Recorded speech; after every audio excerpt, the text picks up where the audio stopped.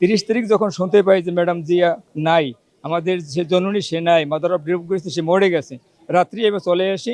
এবং ওই রাত 30 তারিখ দিনগত রাত যে 12টা থেকে সকাল 9টা পর্যন্ত আমি এবার সামনেই ছিলাম।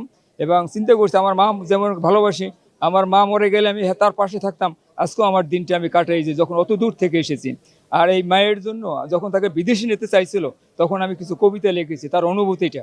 তাই আমি সেই অনুভূতি লিখেছি যে, হে আমার ছেলে, হে ছেলের বউ, তোমরা আমাকে কেন বিদেশ নিতে চাও? আমি বাংলা ছেড়ে কোথাও যাব না। বাংলার মাটিতে আমার জন্ম হয়েছে, বাংলার মাটিতে আমার জীবন অবসান হইবে।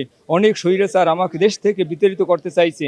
আমি সেদিনও বলেছি, আমি বাংলার মাটিতে জন্ম হয়েছি, বাংলায় থাকবো, বিদেশে আমার ঠিকানা নাই, আমি বাংলার মাটিতেই মরতে চাই। পরম করুণাময় আল্লাহ তাআলা তার এই দোয়া মনোজাতকে কবুল করেছে। তার ইচ্ছে ছিল তিনি মারা যাওয়ার পর তার স্বামীর পাশে তাকে কবরস্থান দেওয়া হবে।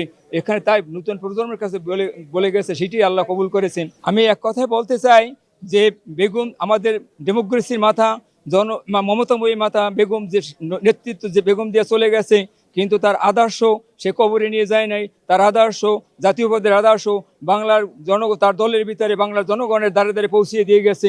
আমরা বেগম জিয়া, শহীদ জিয়ার আদর্শকে নিয়ে সামনে চলবো।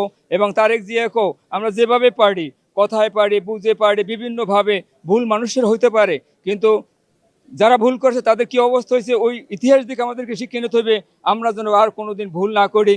জনগণ যেমন তার মাকে ভালোবাসছে, তাকেও যেন সেইভাবে ভালোবাসে। এই ভালোবাসা অর্জন করব এবং ধানের শীষের পক্ষে ভোট চাবো।